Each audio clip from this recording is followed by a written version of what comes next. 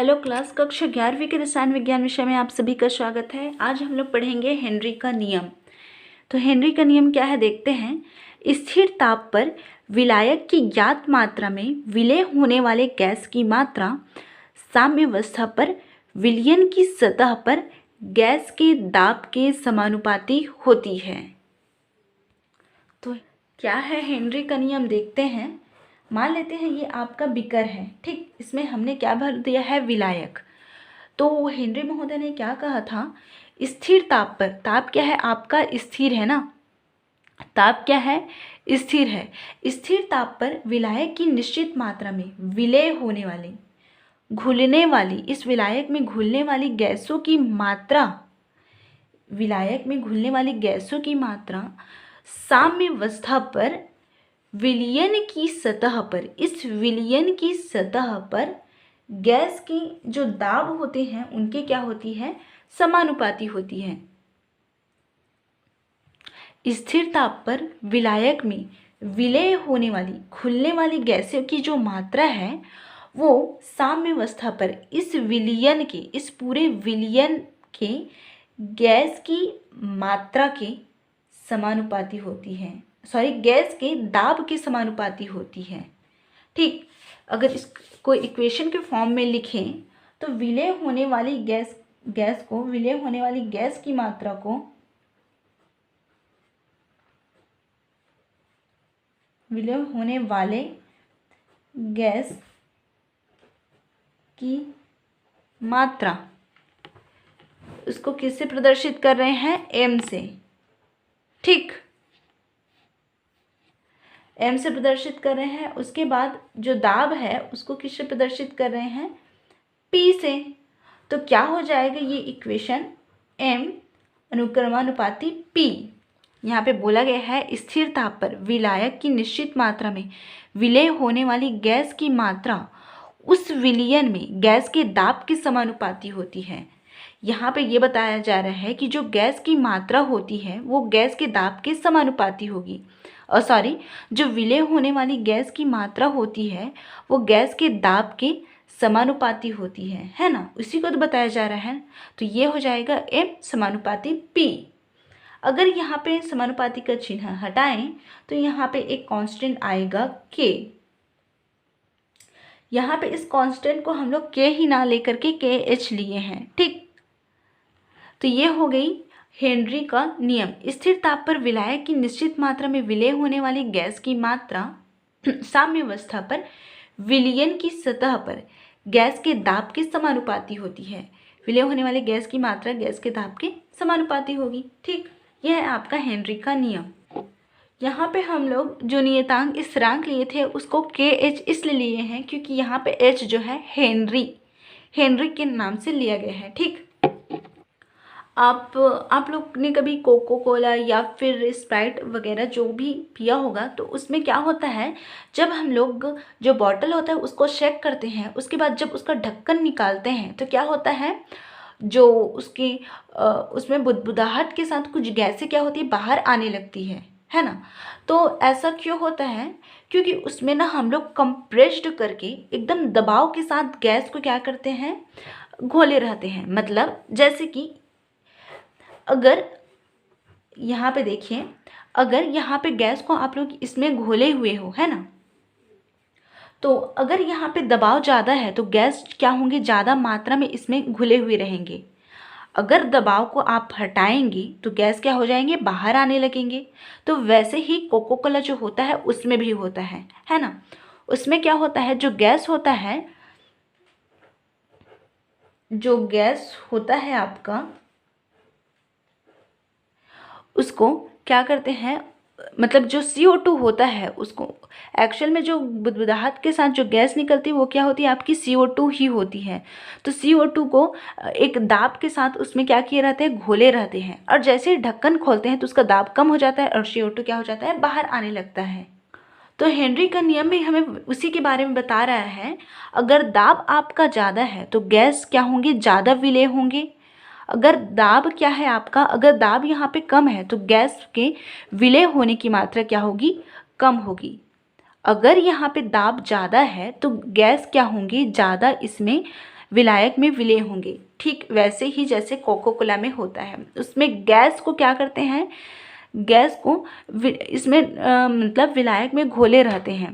तो जो गैस होता है उसको एक दाब के साथ घोले रखते हैं, वहाँ पे एक ज़्यादा दबाव होता है, उसी कारण गैस उसमें घुला रहता है। जब ढक्कन खोलते हैं तो उसका दाब जो होता है कम हो जाता है, प्रेशर क्या हो जाता है, कम हो जाता है, इसी कारण गैस बाहर आ जाता है। ठीक, अब देखते हैं रासायनिक परिवर्तनों में साम्य। कुछ रासायनिक अभिक्रियाओं में अभिकारक आपस में अभिक्रिया करके पूरी तरह उत्पाद में परिवर्तित हो जाते हैं। कुछ अभिक्रियाएं ऐसी होती है जिनमें जो अभिकारक होते हैं पूरी तरीके से उत्पाद में कन्वर्ट हो जाते हैं, है ना, तथा अभिक्रियाएं पूर्ण मान ली जाती है। परंतु कुछ अभिक्रियाएं ऐसी भी होती हैं या फिर कुछ रासायनिक अभिक्रियाएं या रासायनिक परिवर्तन होते हैं जिनमें अभिक्रिया के दौरान उत्पन्न उत्पाद आपस में अभिक्रिया कर पुनः अभिकारक में परिवर्तित होने लगता है। इस प्रक्रम अभिक्रियाओं को या फिर इस प्रकार की अभिक्रियाओं को उत्क्रमणीय अभिक्रियाएं कहते हैं। जैसे कि यहाँ पे देखिए, यहाँ पे जो अभिकारक है वो आपस में क्रिया कर रहा है और उत्पाद बना रहा है, 2HI बना रहा है, लेकिन ये उत्पाद फिर से क्या बना रहे हैं, आपका फिर से अभिकारक में बना ले रहे हैं, है ना। देखा हमने H2 और I2 आपस में क्रिया करके HI का निर्माण कर रहे हैं, लेकिन कुछ समय पश्चात क्या होता है, ये HI पुनः टूट जाते हैं और फिर से अभिकारक बना लेते हैं। तो इस तरीके से क्या हो रहा है, ये अभिक्रियाएं दोनों दिशा में, अग्र अभिक्रिया में और प्रतीप अभिक्रिया में, अग्र अभिक्रिया पश्च अभिक्रिया दोनों दिशा में चल रही है। तो ये आपकी रिवर्सिबल रिएक्शन उत्क्रमणीय अभिक्रिया कहलाएगी। जबकि अनुत्क्रमणीय अभिक्रिया क्या होती है, जो सिर्फ एक दिशा में चलती है, जैसे कि KClO3 ये एक अभिकारक है। जब ये अभिकारक आगे बढ़ता है तो उत्पाद बनाता है KCl और 3O2। यहाँ पे ये अनुत्क्रमणीय अभिक्रिया है।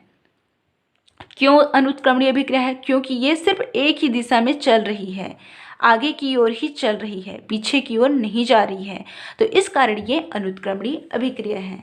तो कुछ रासायनिक अभिक्रियाएं उत्क्रमणीय और कुछ रासायनिक अभिक्रियाएं अनुत्क्रमणीय होती हैं। ठीक, तो इस प्रकार उत्क्रमणीय अभिक्रियाओं में अभिकारक में उत्पन्न उत्पाद या क्रियाफल, उत्पाद को ही हम लोग प्रोडक्ट या फिर क्रियाफल कहते हैं। उत्क्रमणीय अभिक्रियाओं में जो उत्पाद होता है वो आपस में क्रिया करके पुनः अभिकारक में परिवर्तित हो जाते हैं। ठीक, या दूसरे शब्दों में कहा जा सकता है कि उत्क्रमणीय अभिक्रियाओं में परिवर्तन, उत्क्रमणीय अभिक्रिया में परिवर्तन दोनों दिशा में होता है, अग्र अभिक्रिया होती है और पश्च अभिक्रिया होती है, दोनों दिशा में आगे बढ़ती है। दोनों दिशा में होने वाली अभिक्रियाओं को क्रमशः अग्र अभिक्रियाएं और पश्च या फिर प्रतीप अभिक्रियाएं कहलाती हैं। मतलब जो वे अभिक्रियाएं जो दोनों दिशा में होती है, अग्र अभिक्रियाएं और प्रतीप अभिक्रियाएं कहलाती हैं। अभिक्रिया आगे की ओर बढ़ती है तो अग्र अभिक्रिया, और अभिक्रिया पीछे की ओर बढ़ती है तो प्रतीप अभिक्रिया कहलाती हैं। ठीक, अब यहाँ पे ध्यान दीजिएगा, अनुत्क्रमणीय अभिक्रिया केवल एक ही दिशा में होती है। यहाँ पे देखिए, अनुत्क्रमणीय अभिक्रिया केवल एक ही दिशा में होती है तथा कंप्लीट हो जाती है। यहाँ पे KClO3 जो है पूरी तरीके से उत्पाद में बदल जाएगा, है ना। KClO3 जो है पूरी तरीके से उत्पाद में बदल जाएगा, मतलब ये कंप्लीट होती है, पूरी हो जाती है। लेकिन जो उत्क्रमणीय अभिक्रिया है वो दोनों इस दिशा में होती है, लेकिन वो कभी पूर्णता को प्राप्त नहीं करती है। मतलब अभिकारक जोड़ करके उत्पाद बनाएंगे, अब उत्पाद फिर से अभिकारक बनाएगा, ये कभी पूर्ण होती नहीं है, ये हमेशा चलती रहती है चक्र में। ठीक, आगे देखें तो अगर हम लोग उत्क्रमणीय अभिक्रिया को, इस अभिक्रिया को एक पात्र में, किसी बंद पात्र में कराते हैं तो एक ऐसी स्थिति प्राप्त होती है जिसमें यह पता चलता है, यह आभास होता है कि अभिक्रिया को प्रारंभ करने वाले पदार्थ, वे पदार्थ जो अभिक्रिया को प्रारंभ किए हैं वे अभी भी शेष रूप में होते हैं। यह अवस्था रासायनिक साम्यावस्था कहलाती है। क्या होता है, जब इन अभिक्रिया को, इन उत्क्रमणीय अभिक्रिया को किसी बंद पात्र में करवाते हैं तो हमें ऐसा लगता है कि, ऐसा आभास होता है कि अभिक्रिया को प्रारंभ करने वाले पदार्थ अभी भी क्या है, वैसे कुछ मात्रा में वैसे का वैसे बने हुए होते हैं। यह अवस्था रासायनिक साम्यावस्था कहलाती है। भौतिक साम्यावस्था के समान ही कुछ मापन योग्य गुणों में स्थिरता भी परिलक्षित होती है। अब यहाँ पे रासायनिक साम्यावस्था को भली भांति समझने के लिए एक सामान्य रासायनिक अभिक्रिया जो कि बंद पात्र में कराई जा रही है उसकी कल्पना करेंगे। रासायनिक साम्यावस्था को भली भांति समझने के लिए एक सामान्य रासायनिक अभिक्रिया जो कि बंद पात्र में कराई जाती है की कल्पना करते हैं। इस अभिक्रिया में जब A व B दो अभिकारकों को उपयुक्त दशा में किसी बंद पात्र में आपस में मिलाया जाता है तो ये आपस में अभिक्रिया कर उत्पाद C व D में परिवर्तित होते हैं। इसको देखते हैं। हम लोग क्या कर रहे हैं, रासायनिक साम्यावस्था को समझने की कोशिश कर रहे हैं। एक बंद पात्र है, ठीक है, ये एक क्या है, क्लोज्ड सिस्टम, निकाय, सराउंडिंग, ठीक। तो ये क्या है, आपका एक बंद पात्र है जिसमें हमने ए और क्या को लिया है, बी को लिया है, ठीक। तो क्या होता है, जब अभिकारक ए व अभिकारक बी को किसी बंद पात्र में लेते हैं और तो क्या होता है, ये दोनों आपस में क्रिया कर लेते हैं और किस में बदलते हैं, सी और डी में। ये दोनों आपस में क्रिया कर लेते हैं और सी और डी में परिवर्तित हो जाते हैं। समय के साथ साथ क्या होता है, अभिकारक ए और बी का सांद्रण कम होता जाता है और सी और डी की मात्रा क्या होती है, बढ़ती जाती है। मतलब ए और बी की जो सांद्रण क्षमता है वो कम होती जाती है और सी और डी क्या होती है, बढ़ती जाती है। जब ए और बी की मात्रा कम होती जाएगी, सी और डी की मात्रा बढ़ती जाएगी, तब इस अभिक्रिया को प्रतीप अभिक्रिया या फिर इसी समय इसे हम लोग प्रतीप अभिक्रिया कहेंगे। जब क्यों प्रतीप मतलब आगे की तरफ बढ़ना, ठीक। तथा अब क्या होता है, देखो ए और बी आपस में क्रिया करके सी और डी बनाने लगते हैं। अब अभिकारक की मात्रा कम होने लगती है, सी और डी की मात्रा क्या होती है, बढ़ने लगती है। तो उसके बाद क्या होता है, सी और डी ये भी आपस में क्रिया करके अभिकारक क्या होते हैं, बनाने लगते हैं। ए और बी आपस में क्रिया करके सी और डी बनाते हैं, लेकिन उसके बाद क्या होता है, सी और डी भी आपस में क्रिया करके ए और बी क्या होते हैं, बनाने लगते हैं, ए और बी में परिवर्तित होने लगते हैं। तो इस तरह से अभिक्रिया जो होती है आगे की तरफ भी बढ़ती है और पीछे की तरफ भी बढ़ती है ना। यहाँ पे अभिक्रिया आगे की तरफ भी बढ़ रही है और पीछे की तरफ भी बढ़ रही है। तो अभी समय के साथ साथ अभिकारक का सांद्रण आपका कम होता जाता है, उत्पाद का सांद्रण क्या होता है, बढ़ता जाता है। समय के साथ साथ जो अभिकारक हैं उनकी मात्रा कम होती है, उत्पाद की मात्रा आगे की तरफ बढ़ती जाती है। लेकिन एक स्थिति ऐसी आती है जिसमें अभिकारक की मात्रा और उत्पाद की मात्रा, अभिकारक का सांद्रण, उत्पाद का सांद्रण दोनों क्या होता है, समान होता है। इसे हम लोग क्या कहते हैं, साम्यावस्था। क्या कहते हैं, साम्यावस्था। ये एक रासायनिक अभिक्रिया के लिए देख रहे हैं तो ये आपकी रासायनिक साम्यावस्था भी कहलाएगी, ठीक। एक बार फिर से देखते हैं। एक बंद पात्र लेते हैं जिसमें दो अभिकारक ए और बी को रखते हैं, तो ये ए और बी आपस में क्रिया करके सी और डी बनाने लगते हैं। जैसे जैसे समय आगे बढ़ता जाता है अभिकारक की मात्रा कम होती जाती है, उत्पाद की मात्रा क्या होती है, बढ़ती जाती है, ठीक। तो कुछ समय पश्चात क्या होता है, ये सी और डी क्या होते हैं, ये भी आपस में क्रिया करते हैं और ए और बी अभिकारक बनाने लगते हैं। तो इस तरीके से ए और बी आपस में क्रिया करके सी और डी बनाते हैं और सी और डी आपस में क्रिया करके ए और बी बनाते हैं। अब ये अभिक्रिया क्या होती है, दोनों दिशा में चलती है, आगे की ओर भी और पीछे की ओर भी। तो एक स्थिति ऐसी आती है जब अभिकारक की सांद्रता या फिर अभिकारक की मात्रा उत्पाद की मात्रा की क्या होती है, समान होती है, ठीक। तो ये स्थिति क्या कहलाएगी, आपकी रासायनिक साम्यावस्था कहलाएगी, जिसमें अभिकारक और उत्पाद दोनों की सांद्रता क्या होती है, सिमिलर होती है, समान होती है।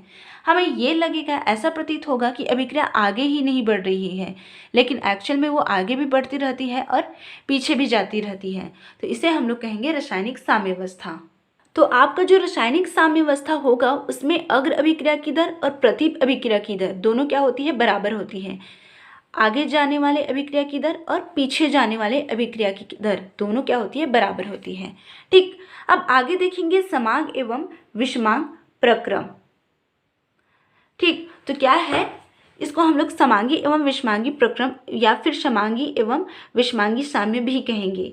Homogeneous equilibrium and heterogeneous equilibrium, समांग एवं विषमांग साम्य। तो यहाँ पे देखिए समांग साम्य क्या होता है या फिर समांगी साम्य क्या होता है।